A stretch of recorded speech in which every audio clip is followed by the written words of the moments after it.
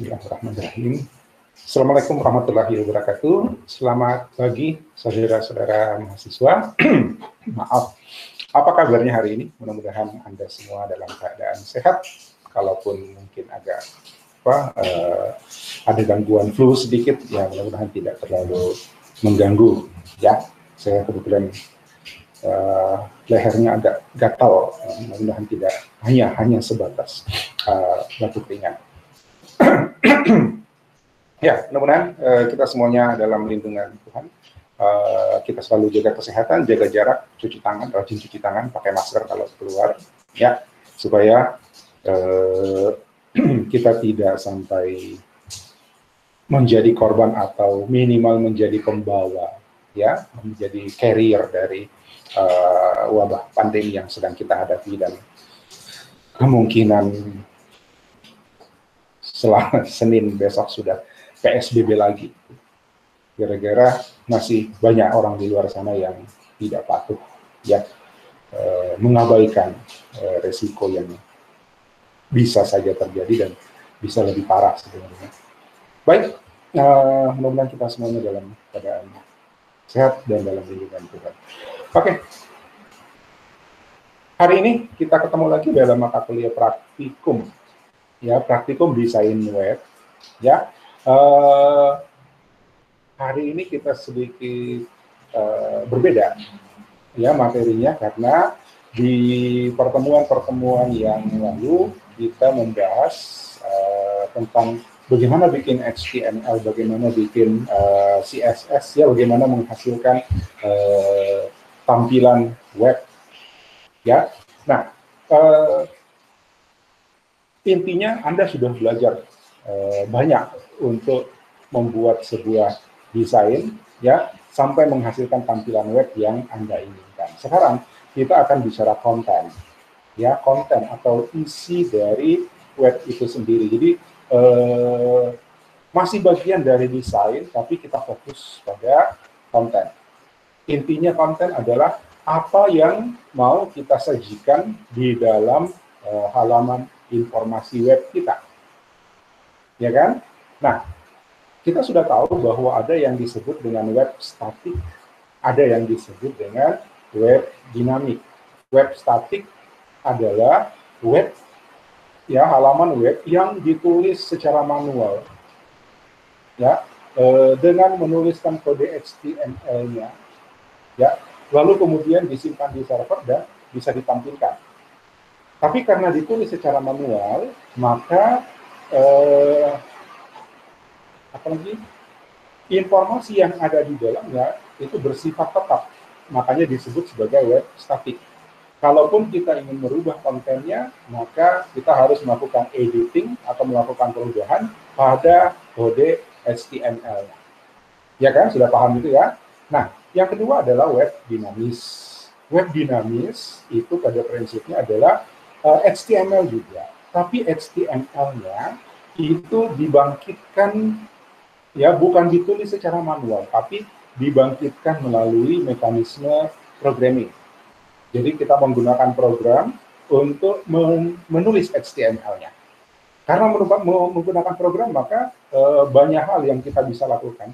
Kita bisa memberikan otomatisasi, ya, otomasi pada halaman web kita berdasarkan informasi yang didapatkan dari user atau dari server. Ya, kalau dari user mungkin identitas si user siapa, maka dia akan diberikan informasi yang terkait dengan identitas dia. Ya, kalau dari server mungkin tanggal server, mungkin data. Ya, nah, kita garis bawahi data.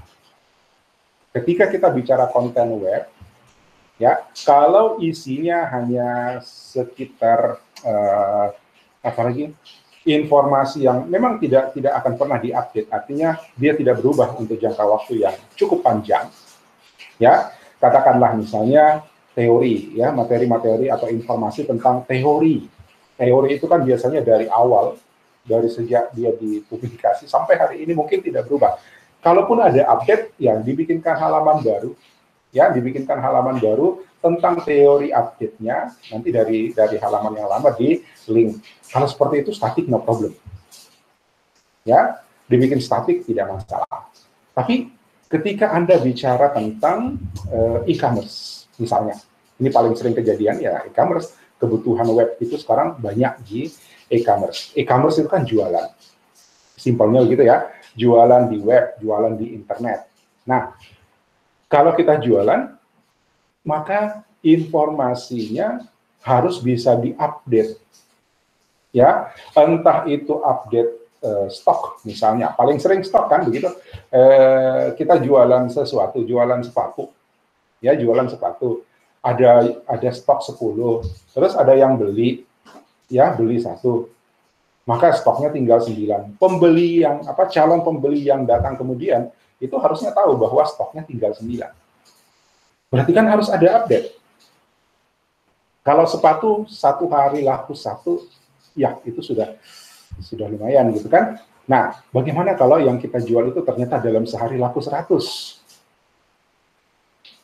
Artinya, kalau web kita buat secara statik, maka informasi yang kita berikan kepada user itu harus kita update setiap saat.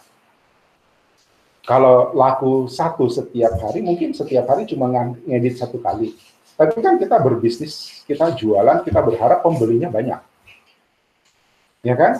Maaf, udah nggak bisa jual lagi hari ini karena webnya saya sudah update. Kan nggak mungkin. Ya, maka kita harus serahkan pada mekanisme programming supaya informasi di web kita itu terupdate secara otomatis. Jadi HTML-nya berubah sesuai dengan keadaan, ya, sesuai dengan kalkulasi, sesuai dengan database yang kita punya. Nah, persoalannya dari sisi dari sisi front end, ya, dari sisi front end artinya dari sisi tampilan kita tidak secara prinsip ya, kita tidak bisa berbuat banyak, ya, kita tidak bisa berbuat banyak di sisi front end. Kenapa? Data tidak mungkin disimpan di klien. Ingat, kalau kita cerita front end web itu berarti kan di sisi klien. Ya, kalau misalnya data di download, kembali ke contoh sepatu stoknya 10, terus saya membeli ya 1, datanya disimpan di komputer saya karena front end kan, karena website karena client side kan, ya, data disimpan di data di copy ke komputer saya, sudah saya download, kemudian datanya di copy. Karena saya sudah membeli berkurang 1, data yang update cuma di komputer saya, kan nggak mungkin. Ya, stok sisa 9 itu di komputer saya. Di komputer pengguna yang lain, kan dapatnya juga datanya masih 10. Artinya, data tidak bisa kita simpan di client side. Harus kita simpan di server side. Nah, sementara kita melakukan pemrograman di sisi front end, di sisi client. Ya. Nah, hari ini saya akan tunjukkan bagaimana kita mengakses data pada sisi server. Jadi, data yang ada di server itu kita tinggal ambil, data kok, yang kemudian kita tampilkan di sisi klien. Jadi, kebutuhan kita di server itu kan paling data. Ya, selebihnya akan ditangani di sisi klien. Nah, ini yang kemudian kita sebut dengan front-end web development. Jadi, kita mengembangkan web di sisi front-end-nya. Bagaimana datanya? Datanya kita ambil dari server, betul. Tapi server tidak menyiapkan tampilan. Server hanya menyediakan data. Selesai. Tampilan, olah data, itu dilakukan di sisi front-end, di sisi klien. Maka ini yang disebut dengan front-end web. Di kuliah kita yang praktikum, yang pemrograman web, kita sudah membahas tentang service-oriented architecture. Ya, di mana yang disebut service itu adalah layanan data. Jadi server menyediakan layanan fungsi, layanan data, layanan aplikasi, ya tergantung servernya mau sedia apa. Sehingga mau di apapun front end-nya, apakah itu web, apakah itu Android, apakah itu iPhone misalnya, orang bisa membuat aplikasi. Terserah, ya, tampilannya mau di web, mau di front Android, atau mau di iPhone, itu bisa mengakses service yang sama. Ya, penyedia service bisa membuild informasi mereka berbasis service, ya, tanpa harus mengganggu front end kita. Kalau kita adalah developer front end-nya. Ya, jadi ada pemisahan dalam proses pengembangan di sisi back end sama di sisi front end. Di sisi back end tinggal sediakan service apa yang mau dia sediakan, ya. Front end-nya terserah mau platformnya apa. Dan dalam konteks kita, platform yang kita pakai adalah web. Oke, jadi kita cukup fokus pada pengembangan di sisi klien saja. Kalau kita cerita front end web, ya, nanti kita mau ngambil data apa, tinggal kita cari di mana kita bisa mendapatkan service yang kita butuhkan. Sekarang udah banyak, ya. Anda mau service apa, mau layanan apa, mau layanan apa. Hari ini saya akan tunjukkan satu service yang cukup banyak, cukup populer digunakan, ya. Sebentar. Di kelas pemrograman web juga saya sudah tunjukkan bagaimana kita bisa mendapatkan, kita bisa membuat QR code, ya, QR code tanpa melakukan programming. Ya, kita tinggal panggil IMG, tag IMG element image, ya, dengan HTML, lalu merujuk pada API, ya, merujuk pada service yang sudah disediakan oleh penyedia layanan QR code tadi. Masih ingat itu ya, pertemuan kita hari Senin ya? Ya, saya tunjukkan bagaimana saya cuma mengedit, membuat sebuah dokumen HTML, lalu memanggil elemen image, tapi source-nya ngambil API, ngambil service yang sudah disediakan. Nah, di luar sana udah banyak service, atau kalaupun tidak memenuhi kebutuhan kita, atau ada kebutuhan yang spesifik, kita juga bisa membangun service sendiri. Ketika kita bekerja di sisi front end dan di sisi back end untuk membangun service, maka kita disebut sebagai full stack developer. Ya, jadi kalau istilah full stack developer itu, kita ngerjain front end-nya, kita ngerjain back end-nya. Jago.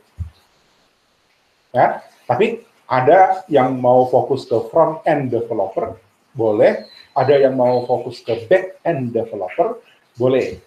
Kalau mau ke back end developer, Anda cukup fokus dengan bagaimana olah data, bagaimana security, bagaimana menyediakan service. Ya, kebalik. Bagaimana menyediakan service, bagaimana olah data, bagaimana security. Ya kan? Bagaimana membisniskan. Oh, itu satu bisnis. Jualan API itu sekarang satu bisnis. Ya, apalagi contoh PayPal ya, PayPal gateway pembayaran. Jadi ketika Anda membuat sebuah layanan web yang menjual sesuatu, maka Anda tidak perlu menyediakan membuat program baru untuk layanan penjualan. Anda tinggal pakai service melalui PayPal. Nah, PayPal akan mengambil keuntungan dari transaksi yang dilakukan. Mungkin kecil, mungkin 0,0 sekian dolar ya setiap transaksi. Tapi ketika penggunanya itu mencapai seluruh dunia, maka PayPal menjadi fintech yang luar biasa kaya. Kenapa? Dia cuma jualan API, tapi memang di belakangnya kompleks. Ya, bagaimana mereka bisa menghubungi provider kredit card, bagaimana mereka bisa membangun sistem yang aman dan terpercaya. Itu yang penting, fokusnya di situ. Mereka nggak pikir dengan tampilan. Nah, front-end developer itu fokus pada tampilan. Mereka nggak pikir data. Pokoknya data udah disediakan sama providernya, sama service-nya. Ya, kita mau connect ke service mana, anggap data sudah aman. Kita fokus pada bagaimana menyajikan data itu pada front-end. Oke, ini front-end development, yang tadi back-end development. Tapi ketika kita mampu dua-duanya, kita disebut sebagai full stack developer. Ya, front-end, back-end. Bahkan dari desain, ya, desain, front-end, back-end. Nanti di sisi programming kita, praktikum kita yang saya lupa hari Selasa itu sebenarnya belajarnya, schedule-nya, ya, jadwal kita sebenarnya belajar membangun API, membangun service. Ya, sabar nanti Selasa depan, ya.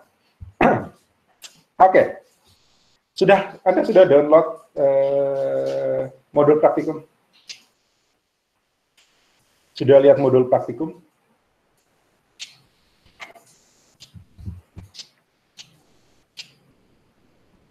Oke, Calvina, Beatrice paling rajin, saya yakin sudah. Yang lain?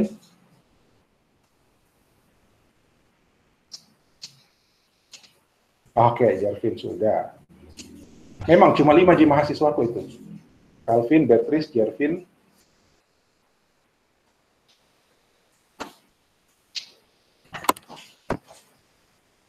Oke, modul praktikum kita bikin aplikasi apa?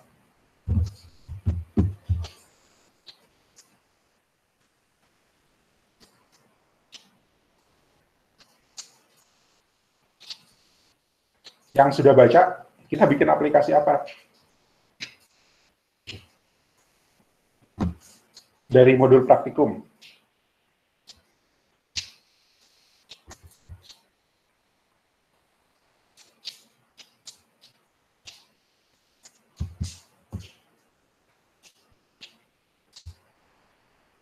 Movie. Oke. Ya. Nah, mau nggak Anda punya aplikasi yang bisa menyajikan informasi tentang film terbaru?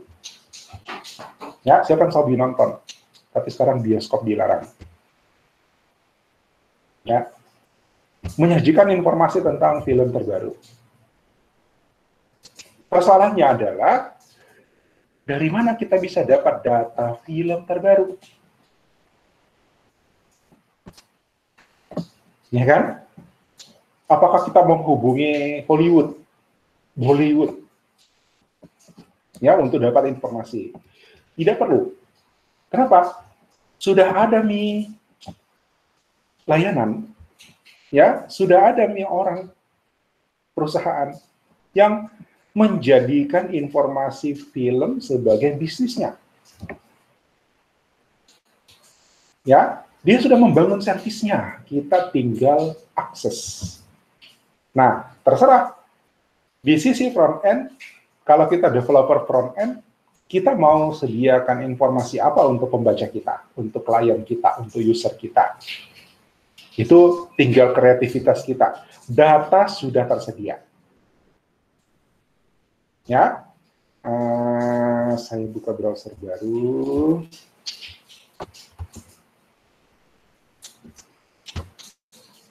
Saya share screen ya.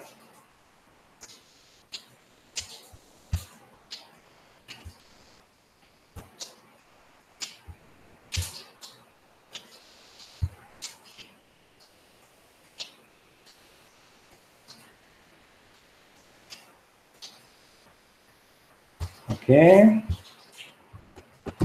The movie DB.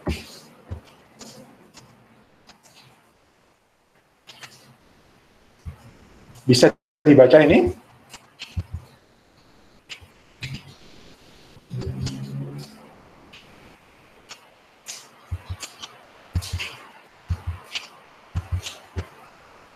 Bisa, oke.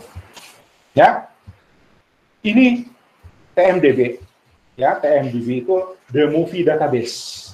Jadi, kerjaannya mereka itu adalah mengoleksi informasi tentang movie. Ya, saya nggak tahu mekanismenya dari produser kah, dari asosiasi perfilman kah, atau dari mana kah, atau entahlah. Yang penting mereka bisa melakukan mengumpulkan informasi movie, menyimpannya dalam sebuah database, dan menyediakan service untuk digunakan oleh siapa saja. Dan sejauh ini free. ya. Sejauh ini free. Mungkin ada yang berbayar, tapi kalau kita punya kebutuhan yang spesifik. Ya, tapi kalau kita cuma pakai untuk mendapatkan informasi saja, daftar film terbaru saja, dia masih free. Jadi dalam modul ada panduan untuk melakukan pendaftaran, registrasi. Ini kebetulan saya sudah punya akun, jadi begitu masuk langsung login. Ya, jadi ikuti aja petunjuknya untuk login. Ada ya. Ini modul praktikum nih. Sorry, modul praktikumnya ada ringkasan materi, saya belum sempat isi ya, jadi masih kosong. Tapi teorinya sebenarnya ini kan isinya teori sebenarnya dari ringkasan materi itu, teorinya kita sudah bahas di kelas pemrograman web kemarin tentang service oriented architecture. Yang penting Anda paham prinsipnya. Ya, nanti saya tambahkan kalau ada waktu, saya tambahkan untuk jadi bahan bacaan saja, bahan referensi saja. Oke? Ya, themoviedb.org. Oh, saya salah masuk. themoviedb.org. Ini ya, themoviedb.org. Ini tentang film. Ya. Nah, ada petunjuk di situ untuk Anda melakukan registrasi, sign up, cuma minta email. Ya. Kalau email di sini mah bebas ya, tidak harus email Karisma. Ya, kemudian password dan sebagainya. Sampai kemudian Anda bisa login. Ya, kalau sudah bisa login, oh ya, ya kembali tadi. Ya, kalau Anda sudah bisa login di sini, maka Anda sudah bisa mendapatkan fasilitas API yang mereka sediakan. Jadi ini salah satu penyedia service, penyedia API. Ya, kalau masih bertanya, Pak, bagaimana kalau saya mau jadi penyedia API?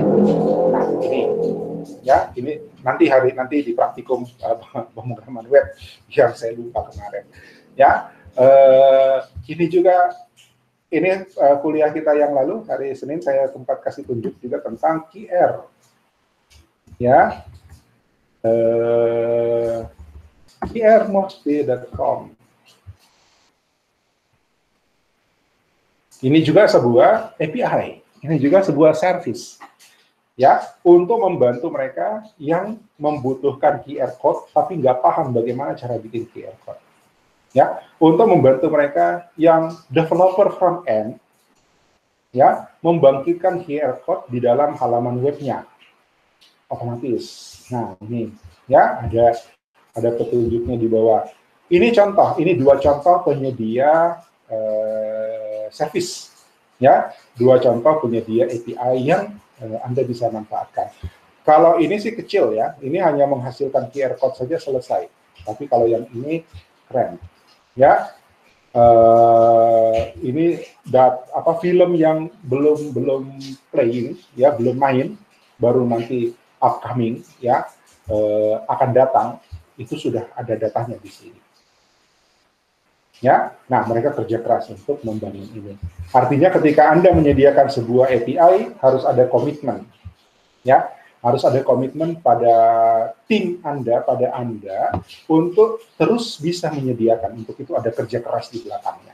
Seperti tim yang menyediakan TMDB ini. Ya, jadi bukan soal bikin API-nya, bikin API mah gampang.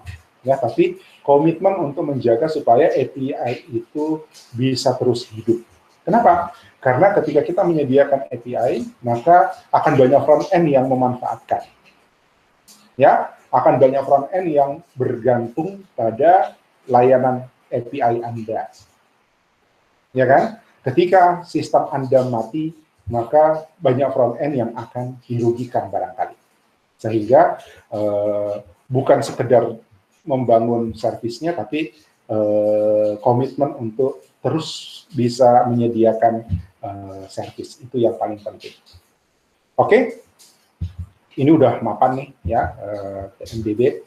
Nah sekarang kalau Anda ingin menggunakan layanan pada TMDB ini, maka Anda harus terdaftar dulu, kemudian ada proteksi sebenarnya ya, supaya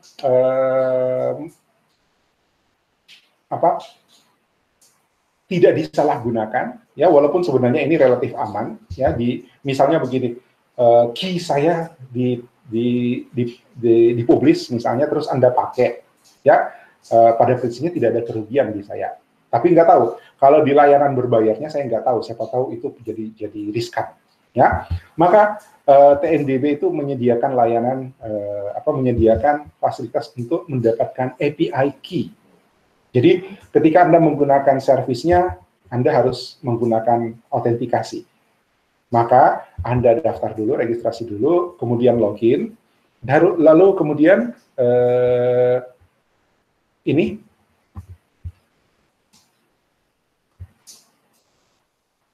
ya, ada linknya, saya sudah kasih, tinggal Anda ikuti. Ini untuk mendapatkan API key-nya, tapi tampilan saya sudah berbeda karena saya sudah punya API key-nya. Ini dia. Ya, ini yang kita butuh itu kode ini. Wah, ini nanti saya harus blur. Ya, nggak apa-apa, ini juga nggak riskan, Pak.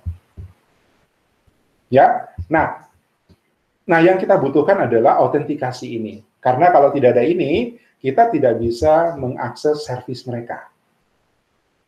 Ya, bisa jadi juga ini juga salah satu teknik, satu cara mereka untuk melakukan tracking user. Jadi user itu pakai apa saja, berapa intensitas penggunaannya dan sebagainya, itu mereka bisa tracking dengan autentikasi. Sama dengan ketika Anda login di Siska, itu Siska akan mencatat data kapan Anda login, berapa kali Anda login, Anda kerjain apa di sana, itu ada catatannya semua seperti itu untuk tracking, ya. Nah, oke.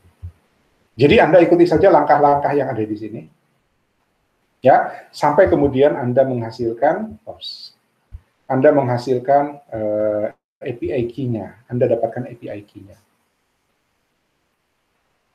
ya. Saya nggak tahu karena ini waktu contoh, waktu saya bikin dulu, ya, udah lama.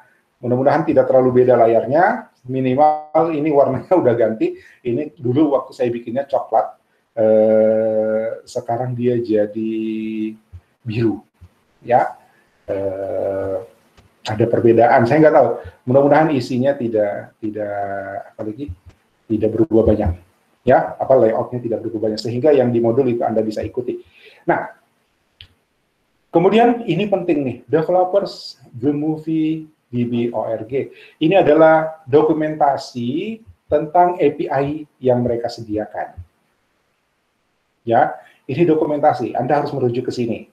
Ketika akan menggunakannya, Anda harus merujuk ke sini.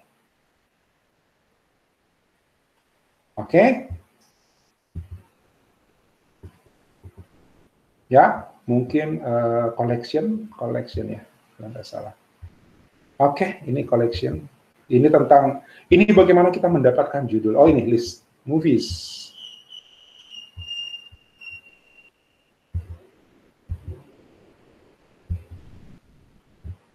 Oke, ini adalah petunjuk bagaimana kita menggunakan API mereka.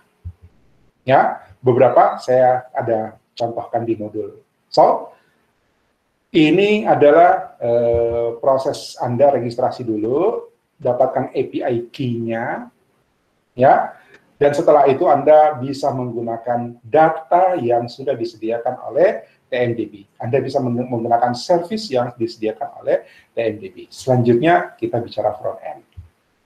Oke? Saya kembali ke modul.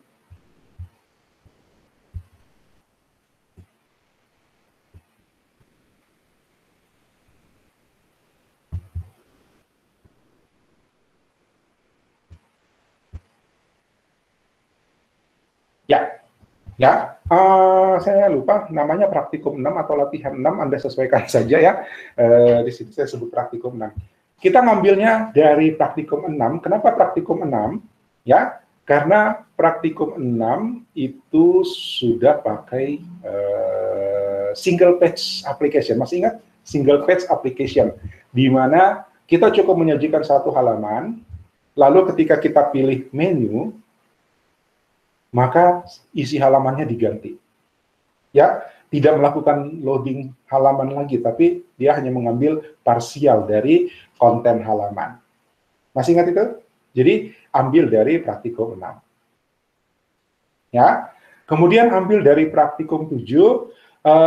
Praktikum 7 ini waktu itu kita bahasnya tentang optimasi gambar.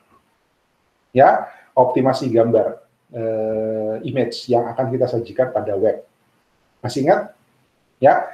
Jadi yang kita ambil itu adalah template parallax-nya. Jadi yang kita ambil hanya JS, CSS-nya, ya, kemudian style CSS dari praktikum 7. Oke? So, kita copy. Kebaca ini? Terbacakah ini? Oke, thank you. Ya, sebentar dulu. Ketika Anda melakukan registrasi, perhatikan ini ya, ini, bagian halaman 3,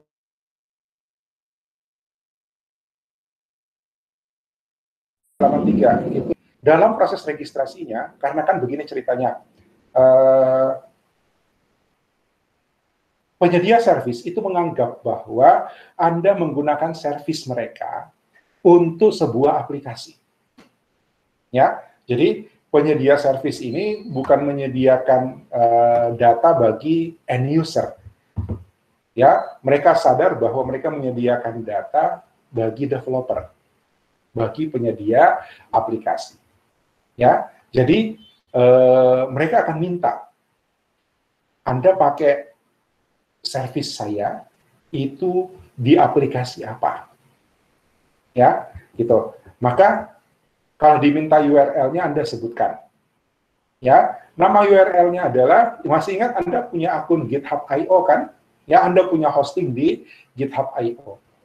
Oke, nama user Anda GitHub.io, tapi foldernya kita bikin keren sedikit, bukan praktikum 9, tapi jadi movie 9. Ya, nah URL ini yang Anda masukkan ke dalam isian kalau dia minta URL.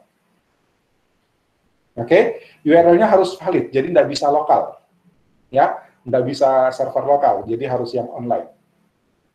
Oke, nah Anda sudah punya server online kan? Namanya nama user Anda .github.io. Oke, lalu nanti kita akan bikin folder bernama movie 9. Ya, supaya terbaca, wow, ini aplikasi. No problem sih, sebenarnya Anda mau bikin nama folder di sini bebas saja, silakan. Ya, tapi nanti menyesuaikan ketika disebut movie 9 itu adalah folder Anda. Ya, so, saya bikin dulu folder di sini, saya kasih nama movie 9. Movie 9. Ingat, kalau ini adalah folder yang sudah diinisialisasi pada GitHub, ya, maka folder ini kan nanti akan ketika Anda commit dan push ke server, ke repository, itu akan disimpan apa adanya nama direktorinya, ya kan? Sehingga folder ini nanti akan bisa diakses sesuai dengan nama ini.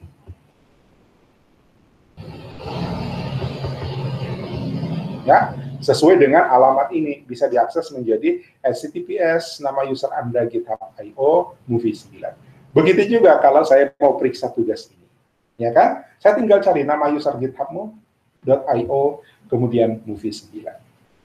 Harusnya jalan, ya? Oke?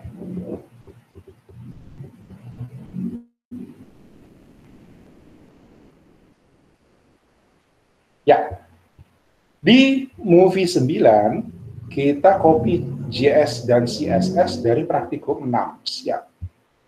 Ya, dari praktikum 6, latihan 6, kita copy CSS-nya sama JS-nya. Ya, oh sepertinya pages juga akan kita pakai deh. Saya copy ini, saya masukkan ke movie 9. Ctrl V. Apa yang ikut di sini? Ya, yang ikut di sini adalah materialize-nya. Jadi kita pakai template-nya materialize. Ya, yang kita ambil adalah materialize-nya. Oke, lalu style CSS dari praktikum 7. Ya, di sana ada parallax. Jadi saya ambil lagi dari praktikum 7. latihan 7. Saya ambil yang demo. Ya, saya ambil di CSS, ada style CSS di sana, saya copy. Copy ke movie 9. CSS, timpa. Ya, ini ketimpa. Oke, siap. Ya, jadi kalau saya buka editor saya, ini, oh, salah.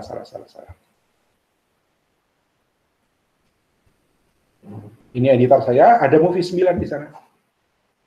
Ya, ada CSS, ada JS. Oke? Nah, sekarang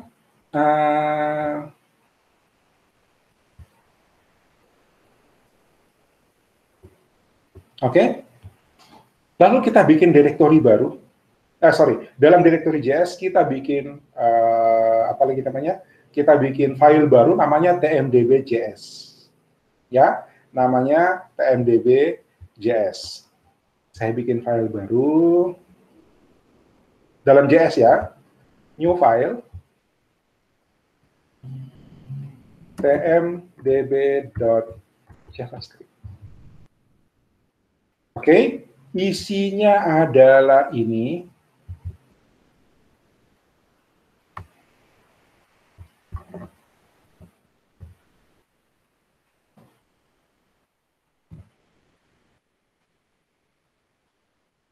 Konstan. Oke, ini pakai atribut, atribut apa kita namanya? Konstan ya. Konstan artinya isi di sini tuh tidak akan berubah. Ya, dia sebagai konstanta. Nah, ini apa isinya? Ya, ini apa isinya? Ini adalah kunci. Ini adalah key, ya, APK yang kita sudah dapatkan dari TMDB. Makanya harus register dulu. Ya, oke, saya ambil punya saya saja, nggak apa-apa.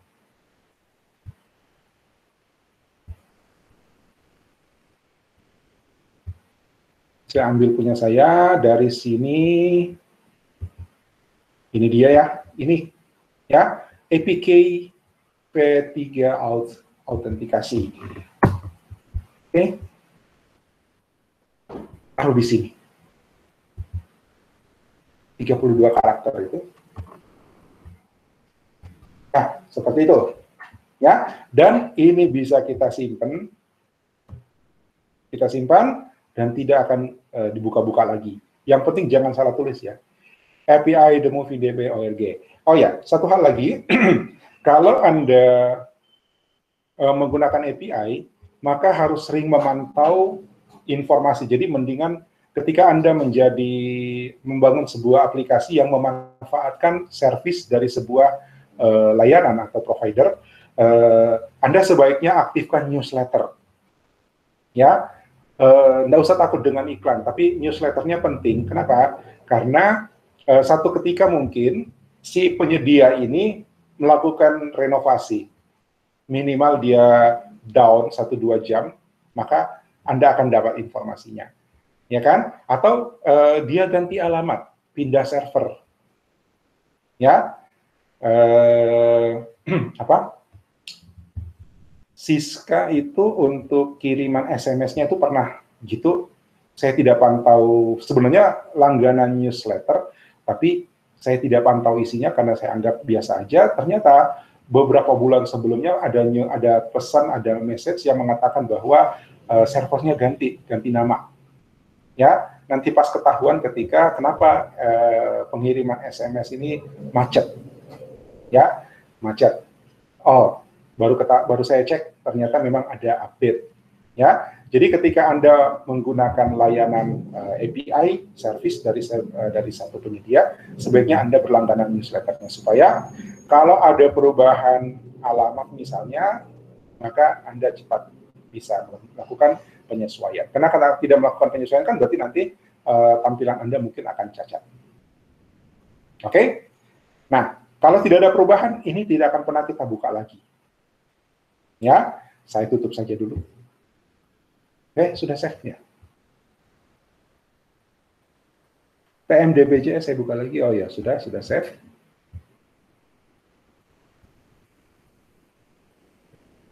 Oke. Nah, kita butuh gambar nih, ya. Kita butuh gambar karena tampilan yang mau kita pakai, yang kita mau sajikan itu kayak gini kira-kira. Ya, tampilan webnya ini soal desain, jadi Anda mau pakai gambar yang berbeda, silahkan saja. Kebetulan ini contoh ya. Ya, saya searching gambar dulu.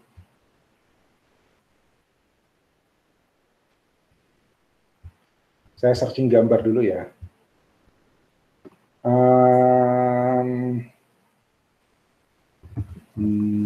Movie.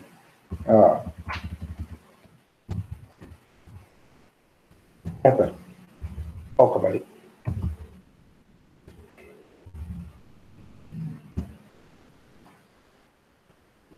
Images.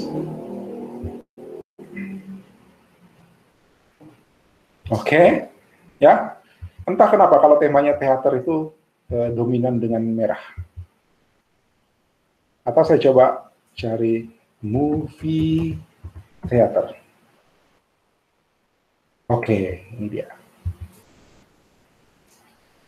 Ya, saya ambil. Ini kan hanya sebagai apa lagi namanya, sebagai hiasan saja ini, ya. Jadi tidak prinsip Anda mau ambil gambar apa.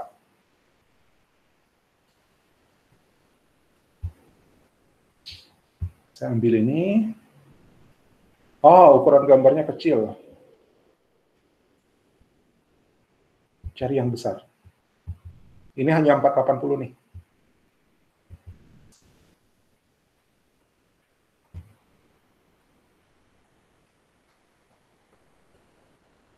Oke, ini lumayan. Ya, saya ambil ini. Apa ini yang ada orangnya?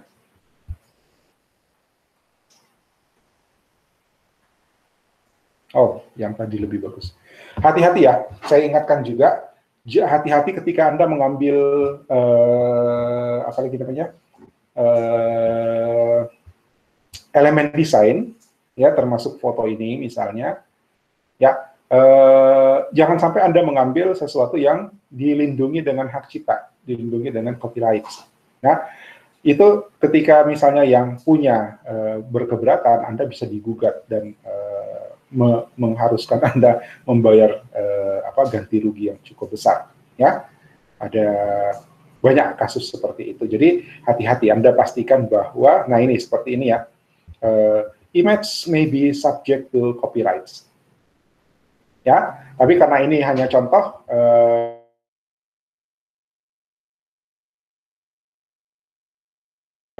tidak akan jadi running system atau bagian dari bisnis, ya mungkin aman saja kalau saya pakai gambar ini. Tapi ketika Anda mengambil gambar yang kemudian akan dipasang di website Anda dan website Anda itu adalah sebuah bisnis, ya Anda mendapatkan penghasilan dari situ, maka Anda harus membayar royalti kepada pemilik hak cipta.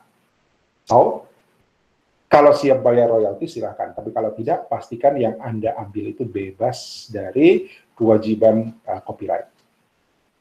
Oke, kalau ini kasus ini untuk contoh saja saya ambil saja, ya, karena tidak akan terpublis dan bukan bagian dari bisnis.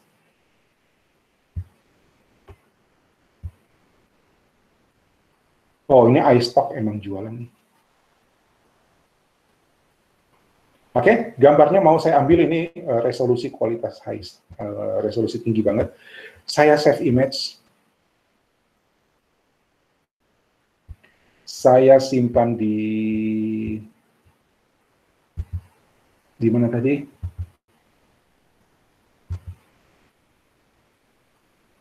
Latihan S praktikum. Movie 9.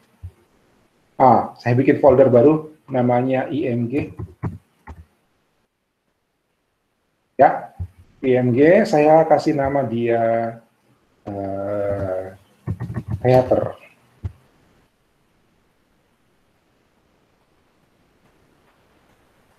Oke, 400 kilo, setengah mega, hampir setengah mega.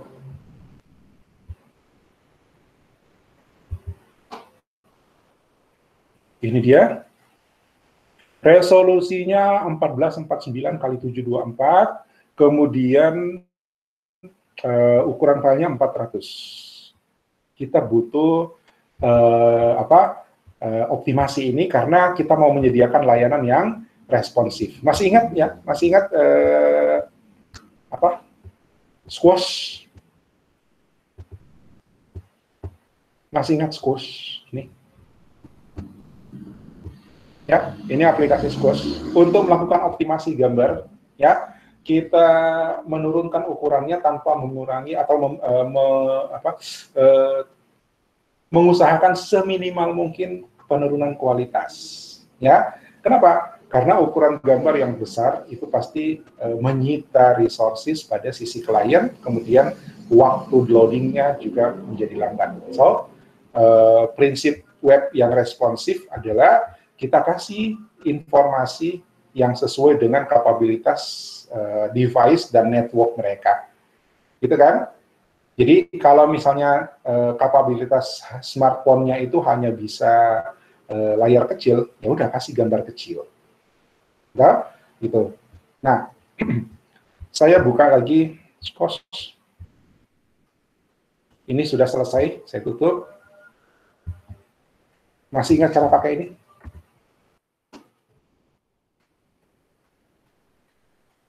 Ya, Squash app. Saya ambil ini teater.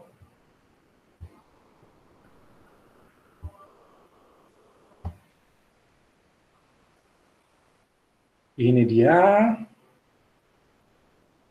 Oke. Ya. Ini ukurannya adalah, sekarang ukurannya berapa nih? Ukurannya 1449. Ya. Dengan 48 KB saja, lihat. Dari 400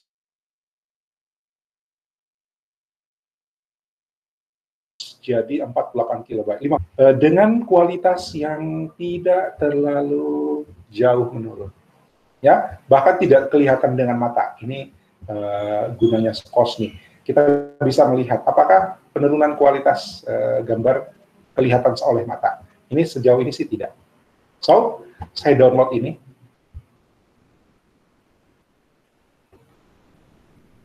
Ya, 1449. Jadi saya kasih nama dia Theater 1449. Ukurannya ya. Ukurannya. Terus kalau menurut ini kita bikin berapa ukuran? 1080, 720, 480. So, kita rubah ukurannya. 1080, 1080. Ini otomatis menyesuaikan. Proses. Oke, 34 kilo. Download. Pakai namanya, tapi informasi size saya ganti 1080. Kemudian berikutnya 720.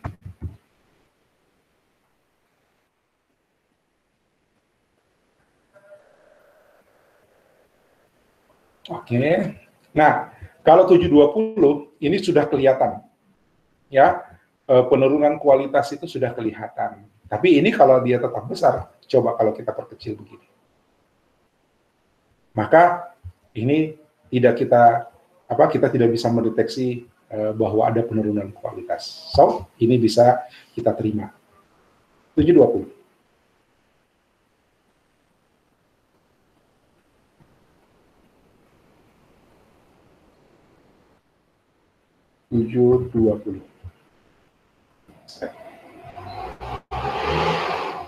Oke, terakhir adalah 480.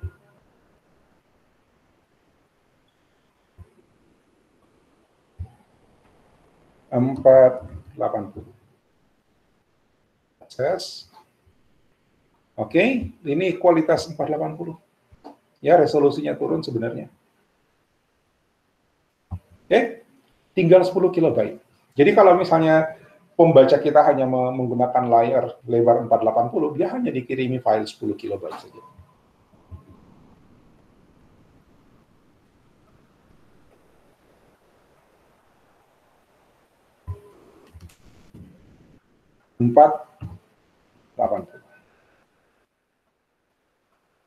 Oke, sekarang ya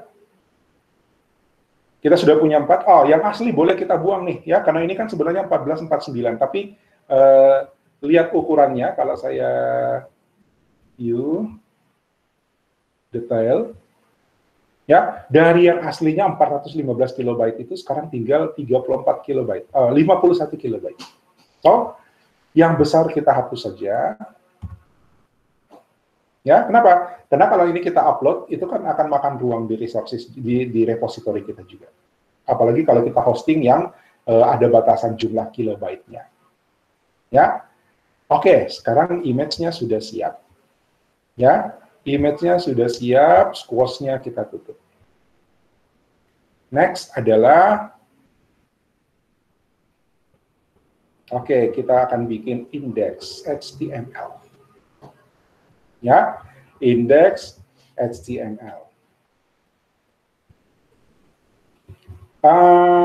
Sebagian Anda boleh kopas, sebagian sebaiknya Anda ketik ya. Ini kan sudah pernah kita kerjakan nih.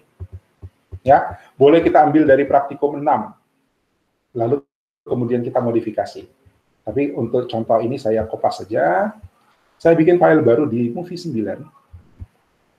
New file index.html.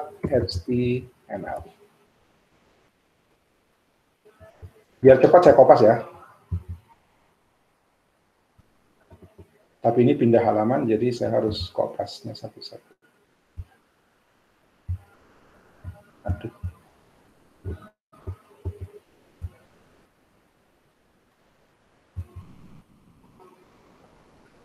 Atau gini.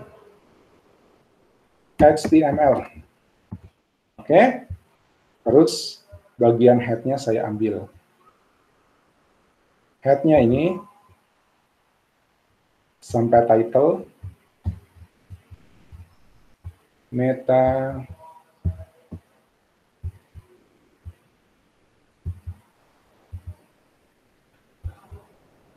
sampai title.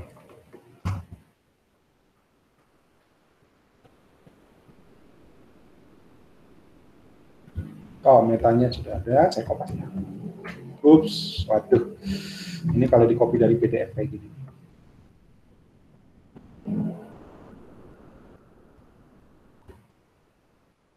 Waktu lagi nih untuk ya.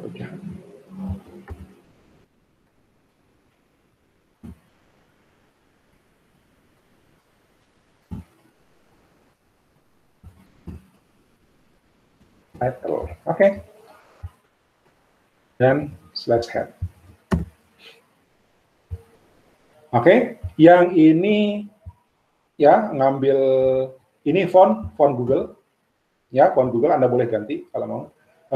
Kemudian materialize min CSS sama style CSS, lalu viewport. Oke. Kemudian kontennya. Kontennya ini nav.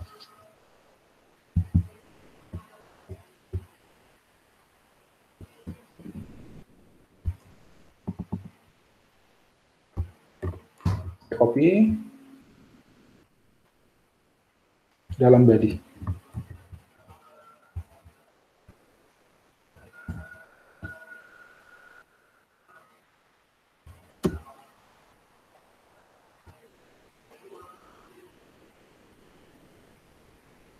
UL, LI,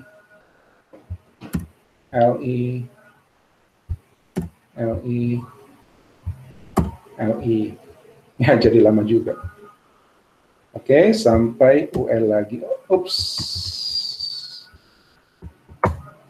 Oke, ini menu navigasi. Masih ada sambungannya di bawah.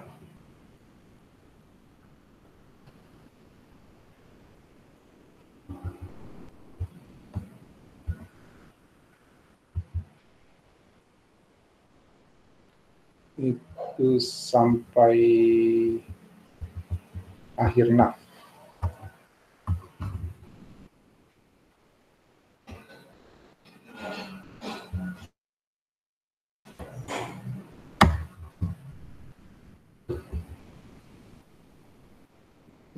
Ini adalah menu yang akan disembunyikan, ya, side nav.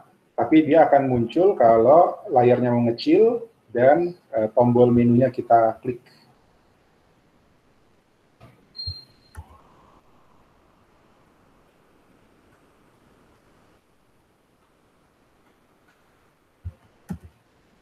Oke. Dan ini adalah tampilan menu. Lalu /nav. Oke, udah navigasi, lanjut konten.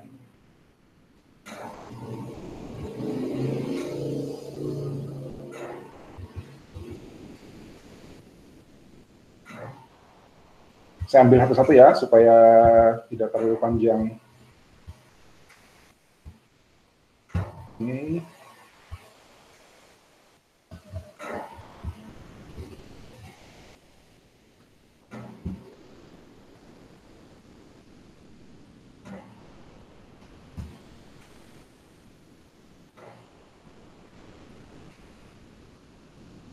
Nah, gambarnya pakai parallax.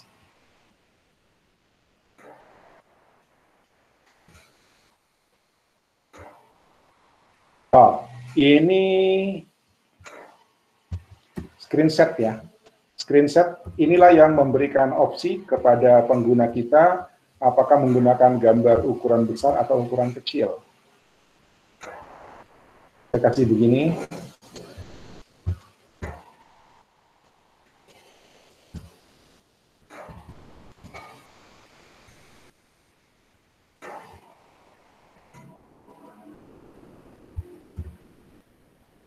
Oke, jadi tag itu bisa kita pecah-pecah ya, seperti ini.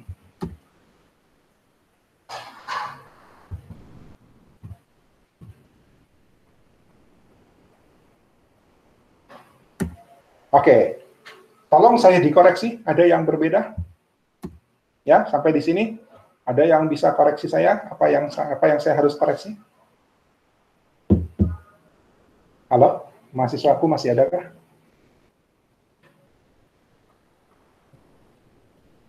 Kalau mahasiswanya, nama fotonya, oke. Kenapa Calvina nama fotonya?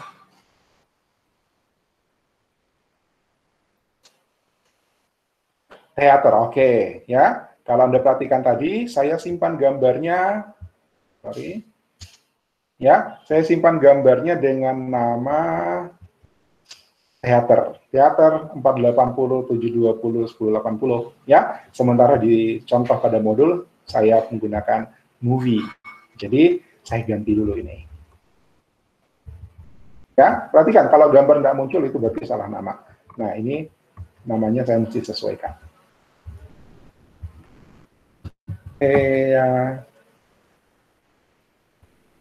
Teatre.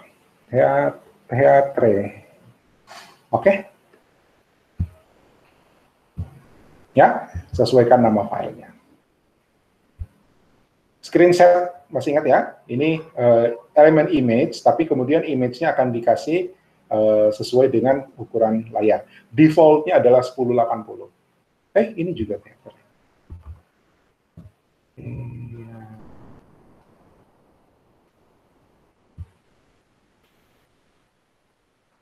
Oke.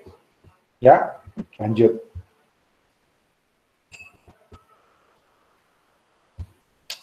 Oke, kontainer isinya sekarang. Ini isinya, tadi di atas itu header-nya.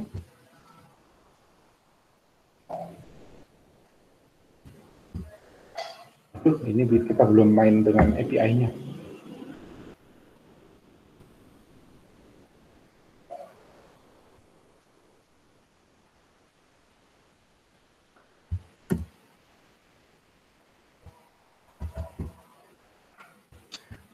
Nah, perhatikan di sini, ya, khusus bagian ini. Ini adalah sebuah div kosong, ya, sebuah blok kosong. Jadi nggak ada isinya, ya. Jadi ketika ini ditampilkan itu belum ada apa-apanya nih. Kenapa? Karena ini nanti akan kita isi. Isinya ngambil dari service melalui API. Ingat, ngambil dari service melalui API. Service apa? Database movie, the movie database. Oke? Jadi nanti ini akan diisi. Isinya lewat the movie, ngambil datanya dulu, baru kemudian kita isi lewat JavaScript. Oke? Nah, sekarang JavaScript-nya harus kita ambil. Ambil semua JavaScript-nya.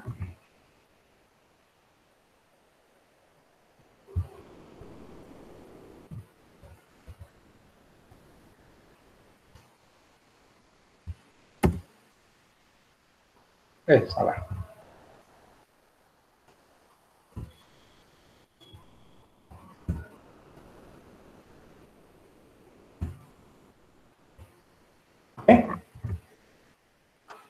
Oh, ini suka begini. Saya tutup dulu.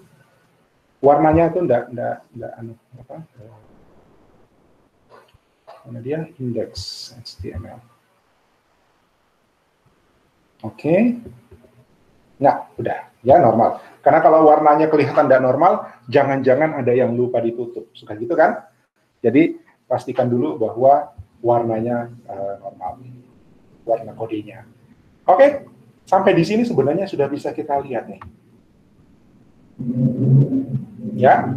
Nah, tapi lihat, saya save dulu ini, kemudian saya panggil dari sini. Bisa kan? Index. Ini dia, tampilan sudah siap. Ya, what is your movie? Kemudian now playing upcoming popular top rated. Ya, tapi ini sebenarnya ada error.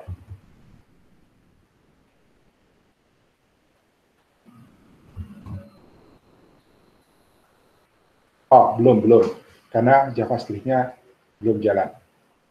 Ya, belum ada yang menyebabkan error. Tapi harus kita perhatikan. Oke, ini sekarang aman ya, tidak ada error di sini. Ini Ctrl Shift I, masih ingat ya? Developer Tools, Inspect. Oke, di sini dia, Inspect atau Ctrl Shift I. Ya, Ctrl Shift I. Dia.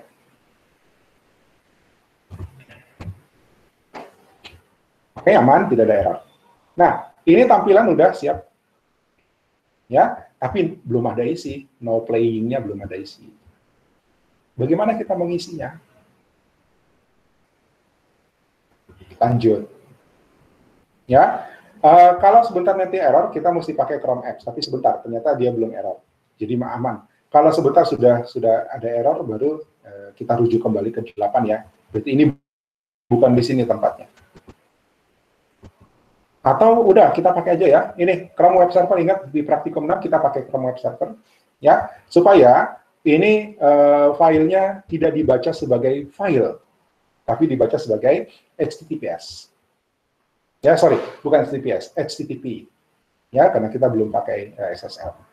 Oke? Jadi supaya dia terbaca HTTP, maka kita mesti, saya buka file baru dulu, saya buka tab baru, apa? Chrome /apps. Nah, ya. Apps. Oh, ini. Ingat waktu Anda mengerjakan praktikum 6, itu sudah ada ini kan?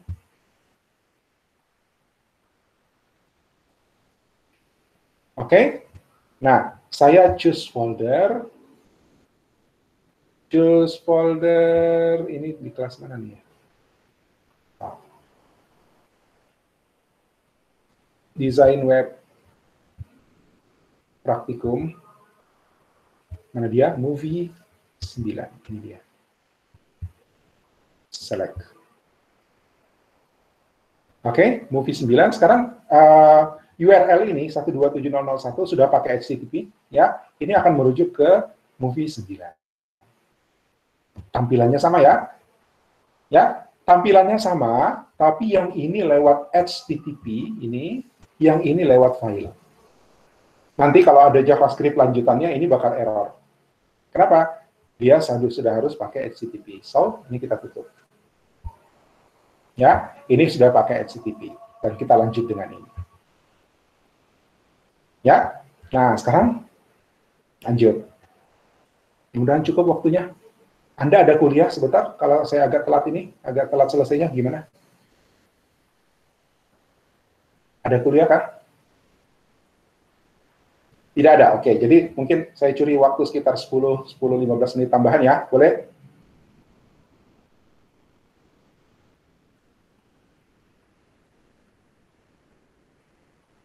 Oke, thank you. Ya, ini 9.40 harusnya sudah selesai, padahal kita belum menggunakan API-nya sama sekali. Lanjut. Ya, jam 10 deh, jam 10 ya. Oke, tampilan sama ya. Ya, tampilan sudah sama. Artinya sudah berhasil isinya. Ya, kalau Anda ngetik aja udah selesai, tidak ada salah, sudah tampil dia. Ya, ini akan otomatis, jadi dia bakal begini. Ya, kalau ini mengecil,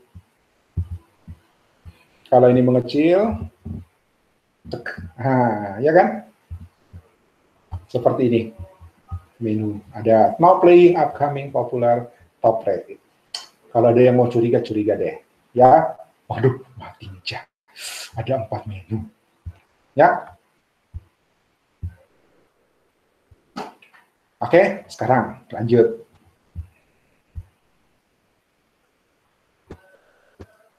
Oke, sekarang kita sudah mulai akan bermain API.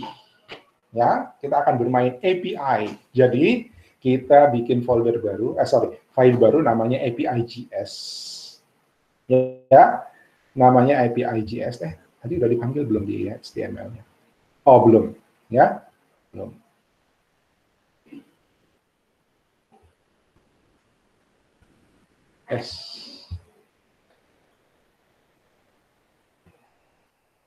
Bikin file bernama API.js. Saya klik di sini. Di dalam JS pasti ya, dalam sini. Tunggu, ini saya lipat dulu supaya tidak terlalu ramai. Dalam JS, saya bikin file namanya new file api.js. Oke, saya sarankan kembali Anda sebaiknya mengetik. Ya, ngetiknya itu mulai dari function, gitu ya.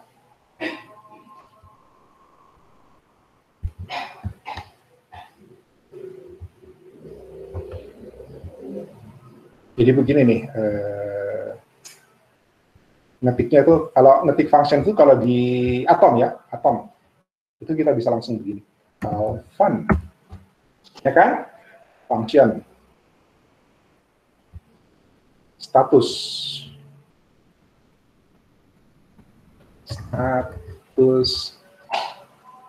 response, ya, gitu. Kemudian if enter, ya, terus di sini else enter. Nah, baru ngetik dekahnya.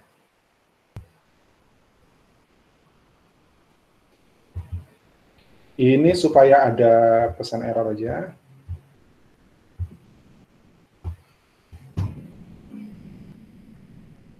If-nya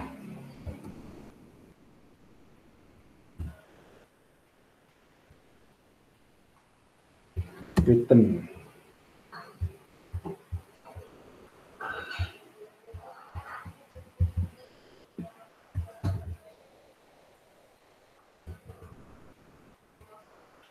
Anda sudah masih ingat nggak belajar di kelas web decoding?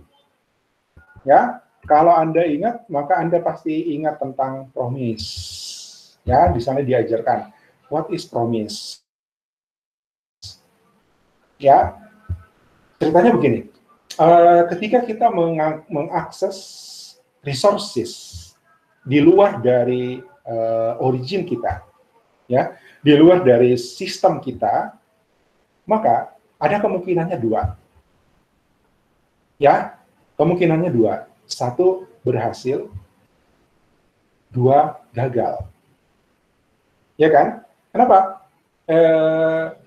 Bayangkan begini. Anda mau melakukan sebuah pekerjaan, dan untuk mengerjakan pekerjaan itu Anda mungkin butuh bantuan.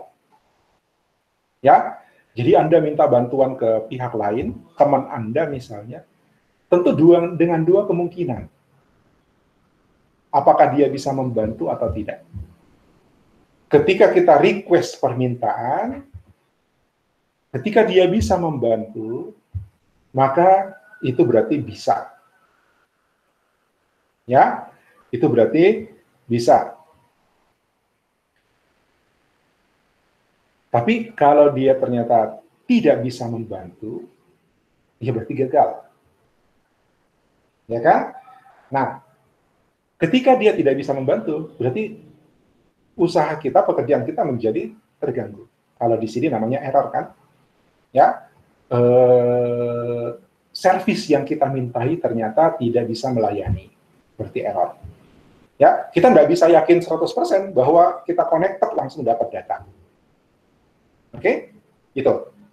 Nah, dapat data pun, ya, kita misalnya servisnya yakin hidup tuh, TMDB-nya nggak pernah mati, selalu online. Ya, servisnya ke TMDB. Nah, dapat respon pun, itu tidak serta-merta datanya bisa kita olah. Kenapa? Ada proses downloading. Walaupun hanya sekian byte, sekian kilobyte, ada waktu.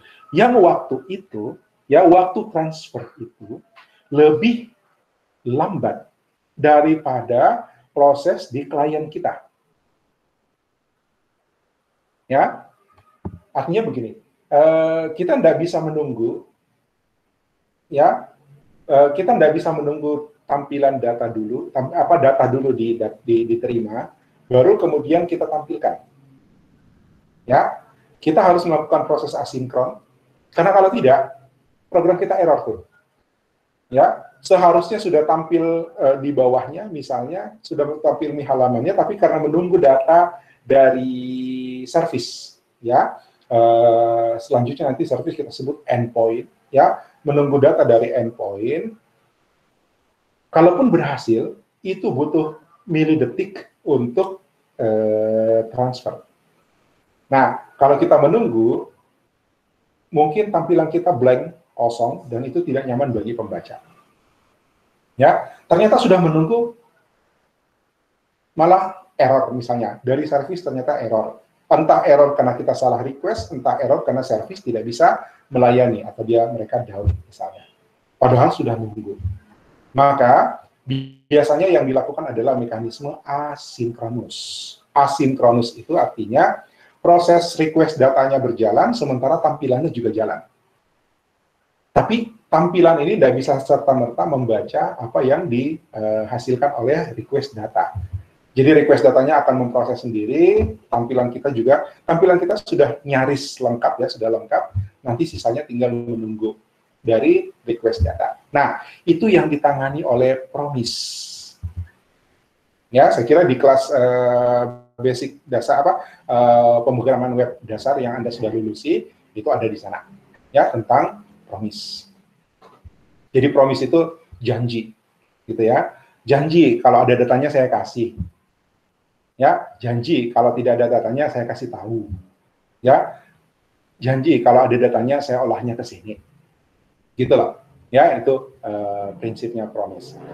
Ya, nah ini ada kondisinya, bukan true di sini. Saya buka lagi. Ya, ini kondisinya. Respon status 200. Not 200. Nah, lihat ini. Dalam arsitektur web, dalam protokol web, HTTP, ya, 200 itu artinya oke. Ya, kode respon, ya, kalau Anda mau lihat kode respon di sini, web response code, ya, harus sering-sering buka ini nih. Kalau sudah bermain dengan API itu sudah harus buka-buka ini. List of HTTP status code.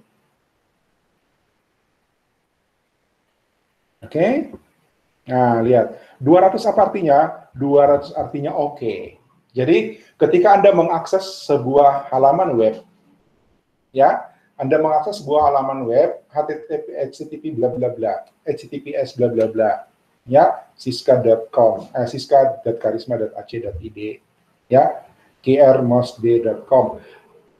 Kemudian tampil, itu sebenarnya ada informasi status yang dikirim ke browser Anda. Ya, kalau dia tampil lengkap, berarti statusnya 200. Oke. Kalau tidak, mungkin ada pesan, ada kode-kode error yang ada kode-kode respons yang lain. Ya, kalau dia 200 berarti oke. Kalau dia 400 berarti salah perintah atau tidak diizinkan. Kalau dia 500 kesalahannya di server. Oke? Nah, ini perlu Anda jadikan rujukan. Nggak usah dihafal, pokoknya nanti mau cari tahu tinggal buka ini. Ya, nah, lihat di sini, jika statusnya not 200, gitu kan? Jika statusnya not 200, itu berarti request kita ditolak, request kita gagal. Oke, tapi kalau tidak, berarti dia dapatnya 200, maka responsnya diproses. Oke? Ya. Nah, kemudian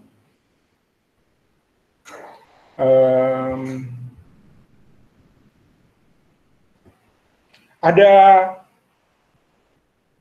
dua bantuan di sini. Satu kalau error, ya, kalau error. Kedua kalau dapat respons, ya, kalau dapat respons dia ke JSON. Saya ambil function ini, saya copy aja ya.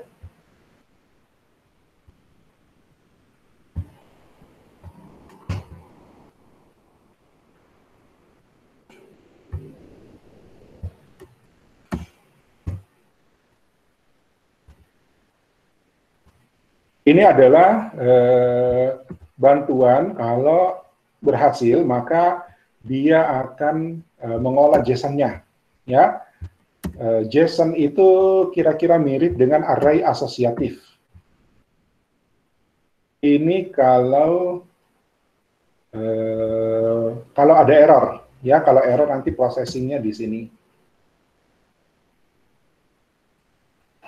Tapi isinya cuman konsol, hanya menampilkan error saja supaya kita tahu masalahnya apa. Ya, ini promise reject. Jadi kalau promise reject nanti dia akan panggil function error. Oke. Kemudian jangan lupa API JS-nya kita tambahkan di akhir. Ya, tambahkan API JS.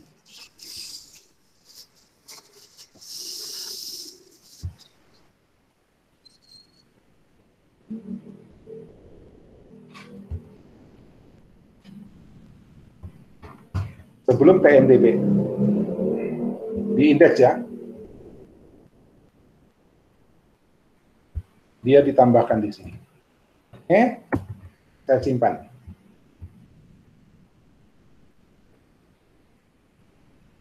Nah, ini belum apa-apa, itu baru preparation ya. Nah, sekarang oh ya, di sini penjelasan sebenarnya semua JS ini bisa kita satukan.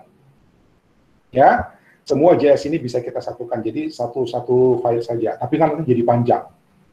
Ya, jadi panjang dan bisa jadi ada halaman yang mungkin tidak melog JS tertentu, misalnya script tertentu. Jadi dia hanya log yang perlu. Ketiga adalah ketika kita tidak perlu mengedit, udah kita simpan saja dia. Kita edit yang perlu kita edit saja daripada kita scrolling jauh-jauh. Ya, gitu. Tapi kalau mau digabungin juga boleh. Ya, keempat dia bisa dipanggil lagi di tempat lain. Oke, nah sekarang kita sudah mau membangun aplikasi, memanggil API-nya. Ya, ini ada petunjuk di sana. Ya, tadi saya sudah tunjukkan di sini. Nah,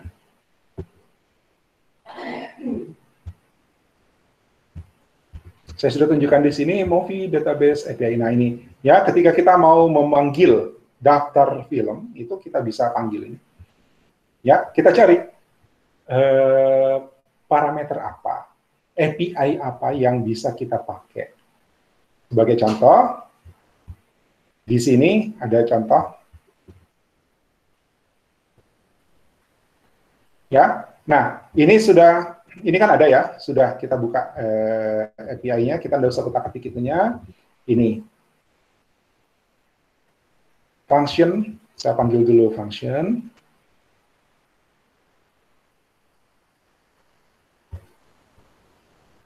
Di TMDB.js.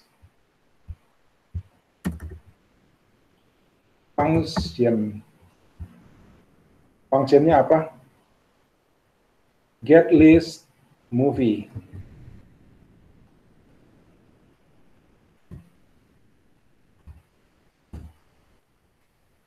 Oke, get list movie. Isinya ini, fetch, endpoint,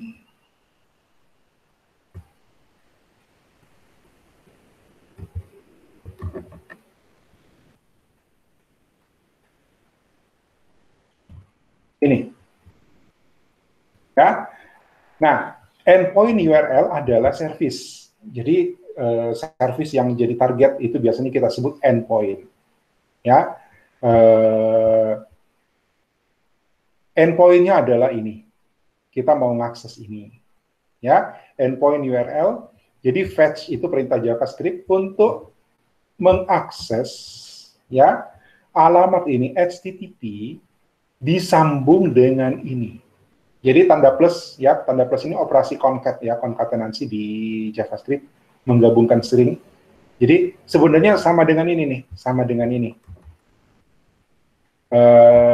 Ini sebenarnya kan begini Ji, sambung-sambung gini ya. Ctrl C, saya taruh di sini.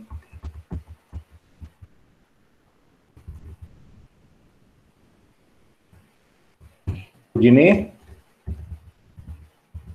Jadi ini nggak perlu, gitu kan? Kalau disambung begini maka ini nggak perlu. Ya, oh, kayaknya ada slashnya tadi double ya. Kalau gitu ini saya hilangkan saja. Oke, kemudian key itu sebenarnya ditambahinnya di sini. Ya, begini sebenarnya.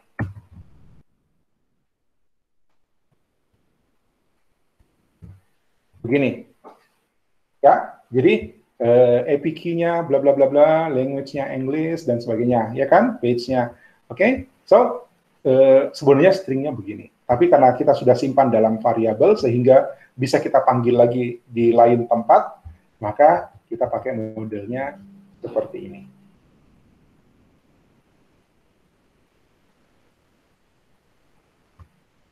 Ya, endpoint. Ya, ini saya. Oh. Karena di sini ada slash, jadi slash di sini saya hilangin. Ya, slash yang di sini yang saya hilangin. Oke, jadi ORG3 movie now playing APK bla bla bla. Nah, mau cari movie now playing itu ada di sini tadi. Ya, now playing movie.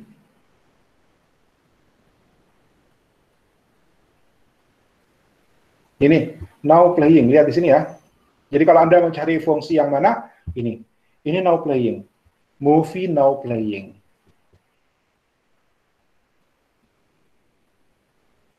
Oke, ya. Jadi cara pakainya seperti ini. Ini dokumentasi dari API TMDB. Nah, jika jadi ini cara nulisnya seperti ini, ya, then status,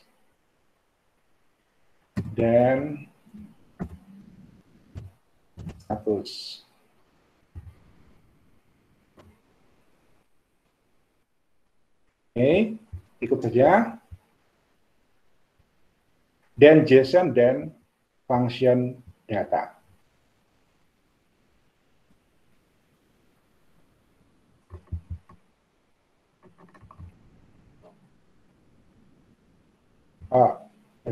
Saya nulisnya begini ya, cara nulisnya itu sebenarnya begini. Dan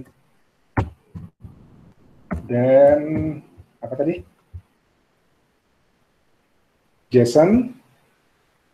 Jadi dia akan compare, apalagi namanya konversi, ya.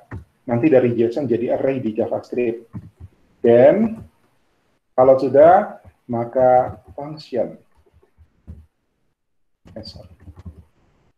Function, ya, supaya dia langsung bikin seperti ini. Ini titik komanya di situ. Function, parameternya data. Data.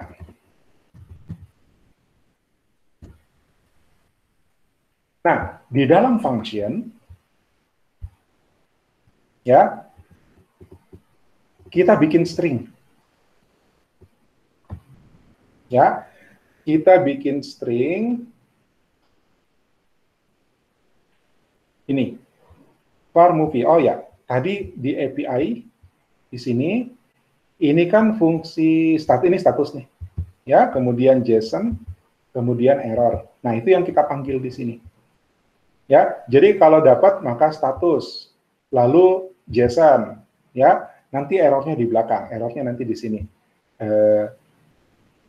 Catch, ya, errornya di sini. Catch error.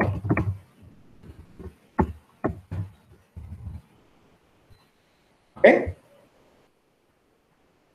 Ini ya, catch error di belakang.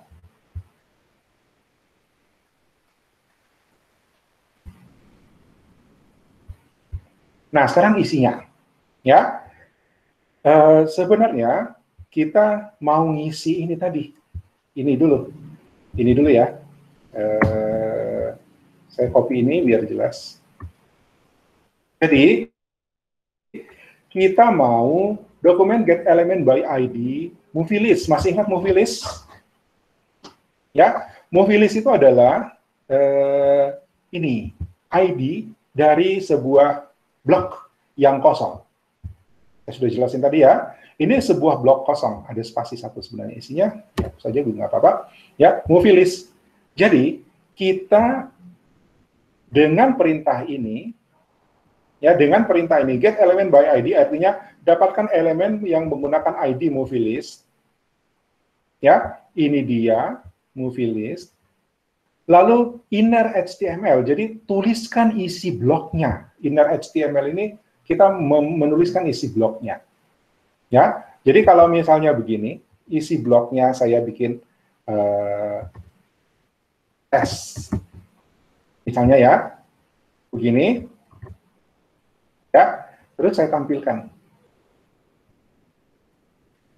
Mudah-mudahan ada error. Saya reload ini.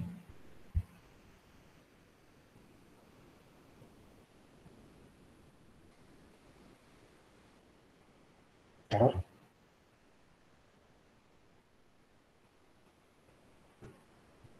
Control R.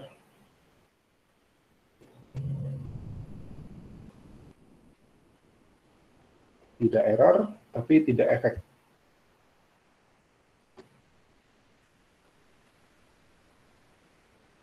Bentar. Oh, ini belum dipanggil. Function ini belum dipanggil. Ya, maka tidak pernah dieksekusi. Tunggu. Di bagian mana kita panggil dia?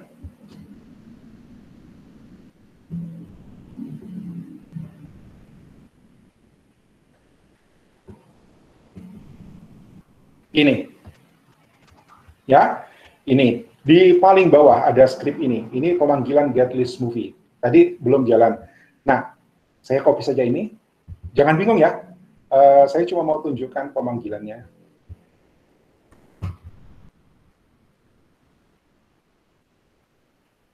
Di sini.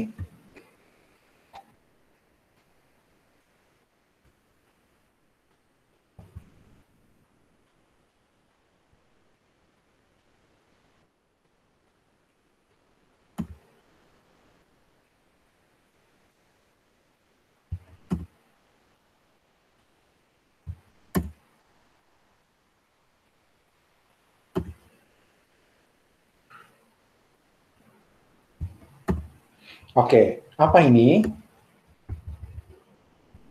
Ini adalah perintah. Sebenarnya yang kita mau panggil itu adalah get list movie, ya. Tapi get list movie ini baru dipanggil kalau semua elemen itu selesai di loading. Jadi kita kasih kondisi dokumen add event listener. Jadi kita minta, kita jagain eventnya, ya. Ketika semua elemen DOM content loaded, ya, ketika semua DOM itu kan data object model, ya. Ketika semua konten elemen itu selesai di loading, baru kita panggil ini, ya, baru kita panggil ini get list movie. Oke, yang ini untuk halaman default. Ini kan kita sudah pernah pakai di yang single page, ya, praktikum 6. Save, saya reload. Ini reload, mudah-mudahan tidak error.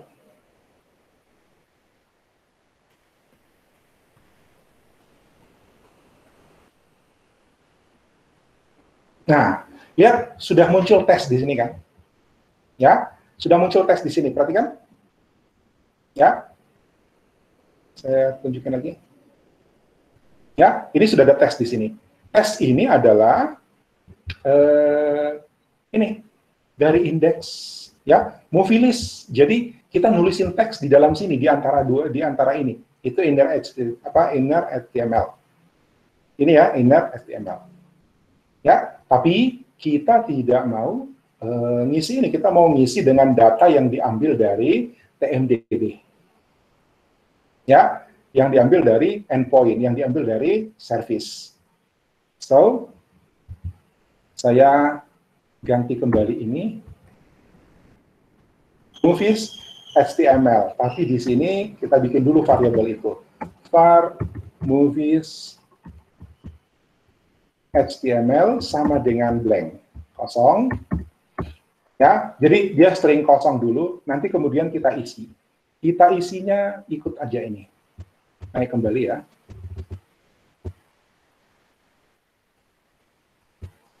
Ya, ini movies HTML-nya string kosong.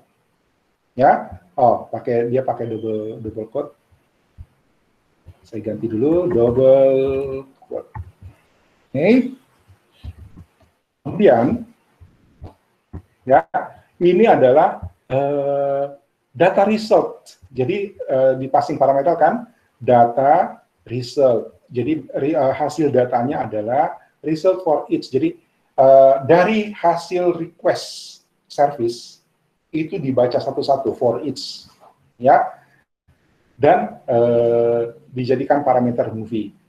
Nah, ini saya ambil dulu karena saya mau jelasin tentang penulisan yang bawah.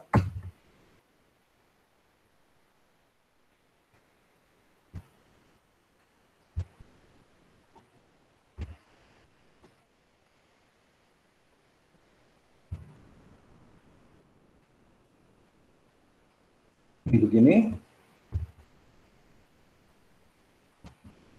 ya.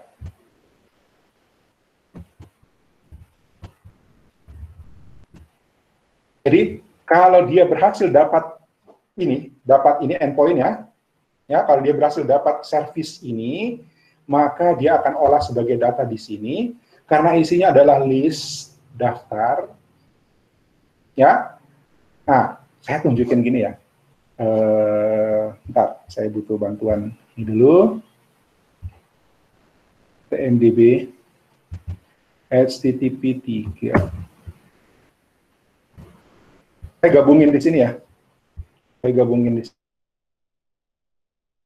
sini, movie sampai sini. Ya, kemudian ini kan kejadiannya begitu ya. Ini akan diganti sama key, ini key-nya.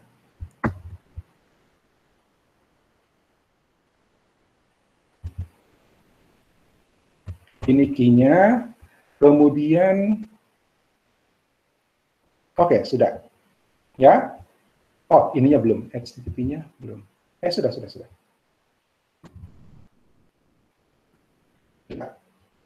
Ya. Nah, sekarang ini saya jadikan request langsung di browser. Ya, langsung di browser. Ini saya tutup nih. Saya taruh di sini.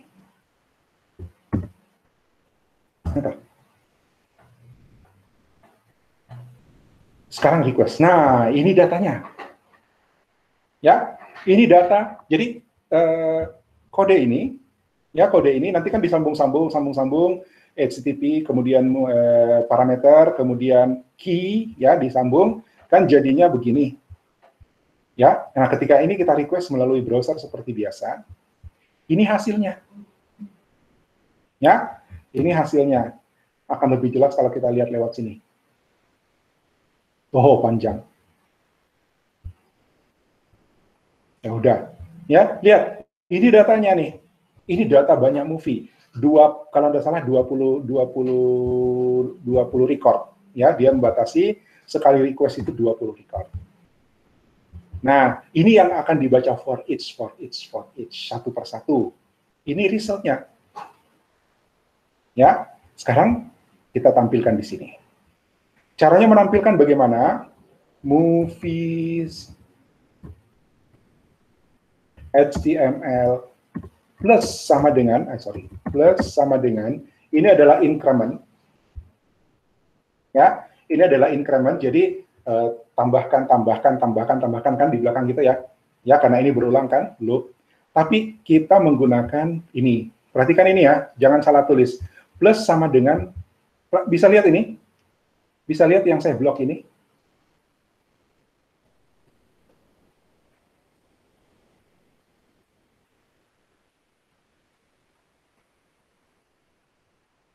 Bisa. Itu tanda apa, Beatrice? Tanda apa itu?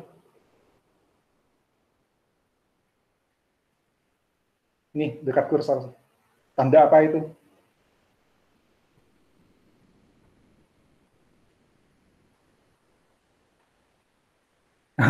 Dia ketik. Oke. Itu namanya backtick. Ya, betul. Ya, di samping angka 1. Itu namanya, saya tulis di sini,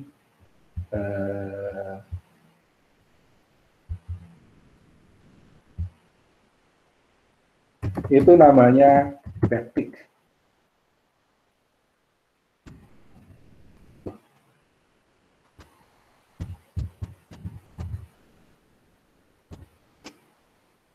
Ya, namanya backtick. Di JavaScript itu digunakan untuk template. Ya, digunakan untuk template. Jadi nulisnya begini, di sampingnya angka 1 ya, samping kirinya angka 1, ini dia. Ya, enter.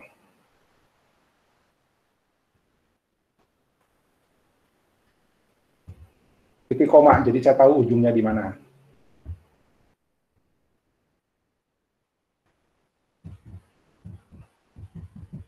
Nah, saya mulai tulisnya di sini. Jadi, ini sebenarnya kita menggunakan template dalam JavaScript. Kita nulis HTML, lalu kemudian kita masukkan data dari JavaScript. Jadi yang kita tulis di antara backtick ini, ya, itu adalah HTML. Ya, contoh, nih. Ini HTML. Ya, saya ketik begini.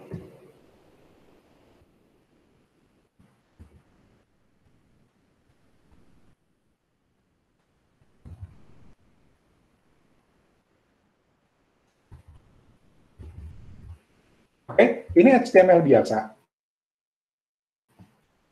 Ya, ini HTML biasa, tapi kita bisa memasukkan variabel dari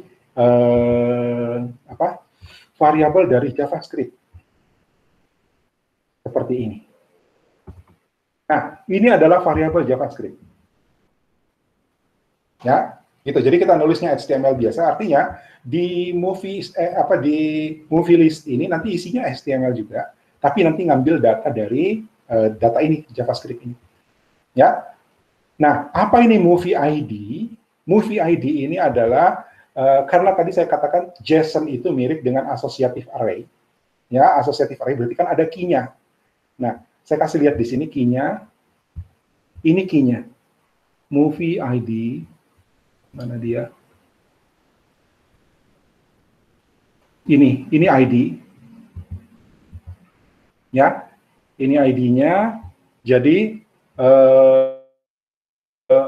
movie ID itu adalah movie.id itu artinya ini kemudian .id gitu ya, movie.id.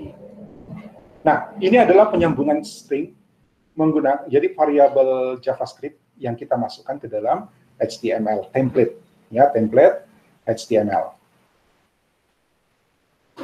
Lanjut dulu.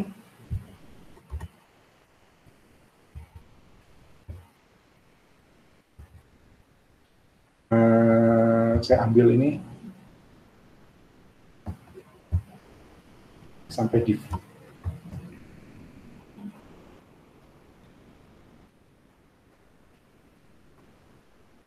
panjang.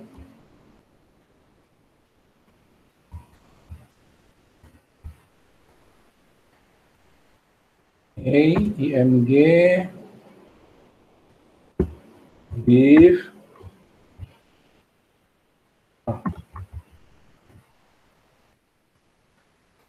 /a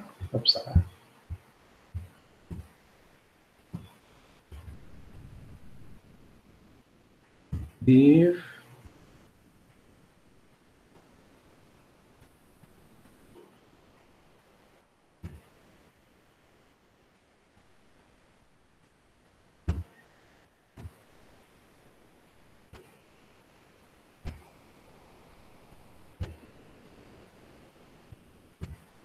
Sorry ya, sedikit lagi.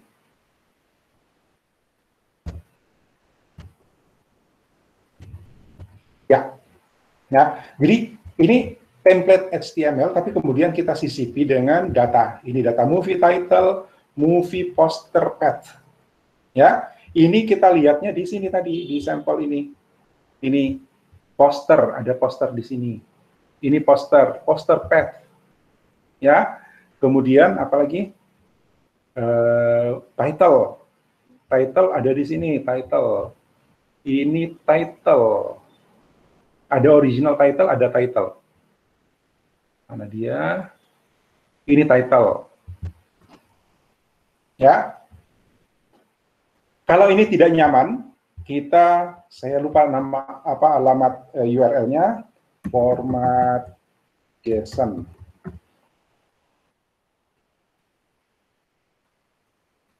JSON formatter ini, JSON formatter.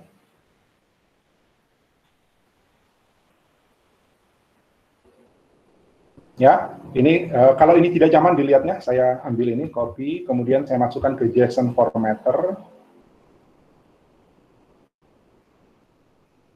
Ada yang bagus sebenarnya, cuma saya lupa alamatnya.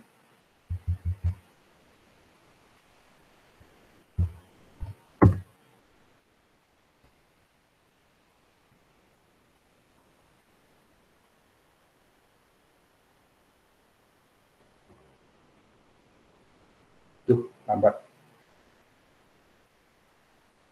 Oke, proses. Bagus, tapi saya lupa alamatnya, dia langsung kiri kanan. Jadi kita masukkan yang JSON-nya kiri, nanti sudah terformat sebelah kanannya.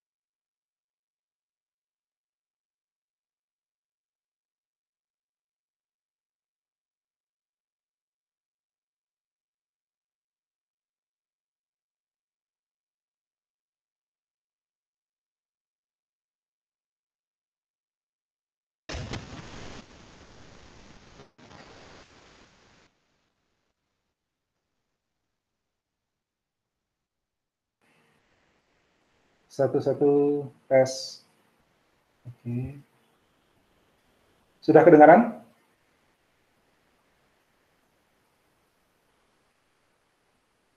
Oke, thank you.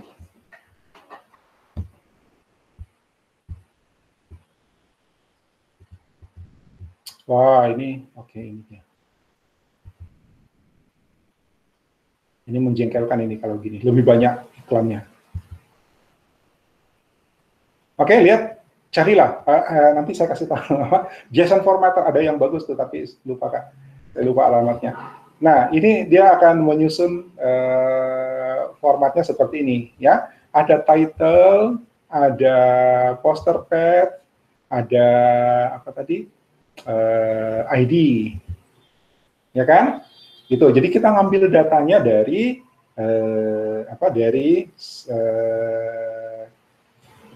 apa lagi namanya? Kita ngambil datanya dari request API-nya. Ini result-nya, ya. Sayangnya saya ini bukan ini yang bagus, ada yang lebih bagus. Itu langsung kelihatan, ya. Gitu. Jadi ini semua diambil dari kita punya respon dari endpoint, ya, respon dari service. Oke, mudah-mudahan tidak ada yang kurang di sini. Saya cek dulu. Sepertinya sudah. Sekarang kita coba tampilkan. Mudah-mudahan tidak ada yang kurang. Ya, saya refresh ini.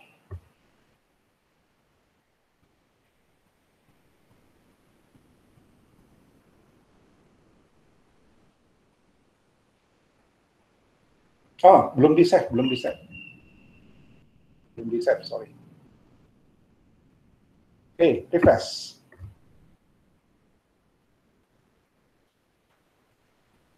Tada!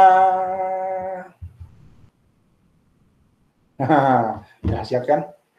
Ya, kita hanya bikin satu file index, beberapa script, dan minta bantuan sama endpoint, ya, sama penyedia service, dalam hal ini The Movie Database, dan kita dapat informasi tentang film terbaru. Saya nggak tahu ini kenapa 3 ini nggak ada gambarnya.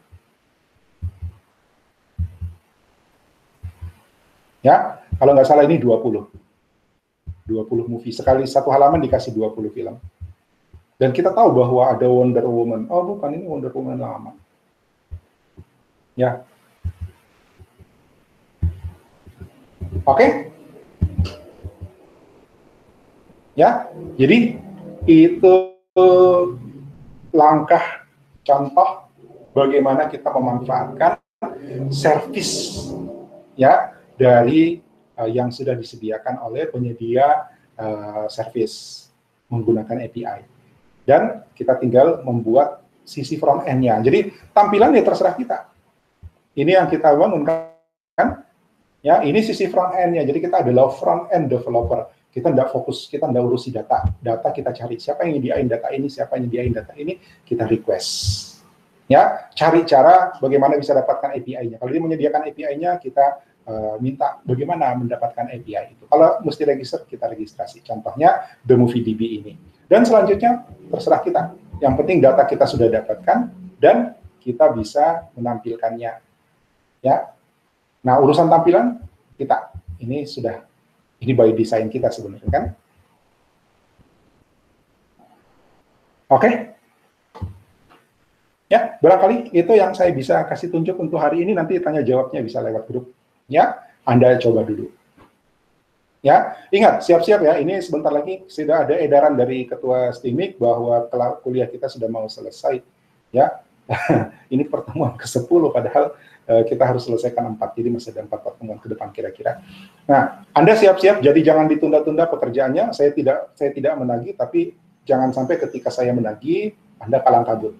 Jadi, tiap praktikum Anda kerjakan, simpan di GitHub-mu, ya, kalau bisa sudah dipublis. Jadi ketika saya menagih, ya, mungkin dalam 1 atau 2 minggu ke depan saya akan umumkan tugas akhir dari kuliah ini, 4 mata kuliah, ya. Dan pada saat itu tugas mingguanmu sudah harus selesai supaya tidak bertumpuk.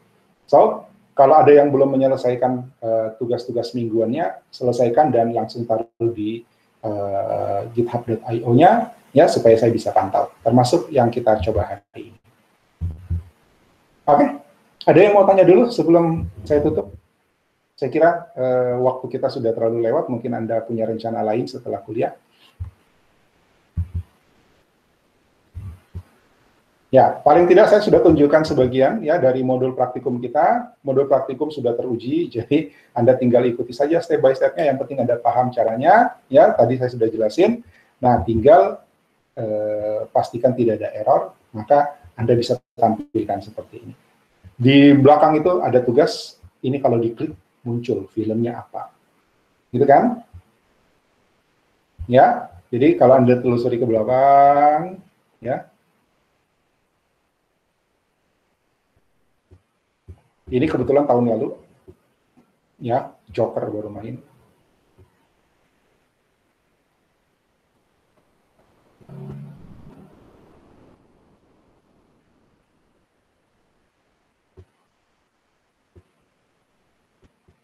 Nah, ini tugas selanjutnya.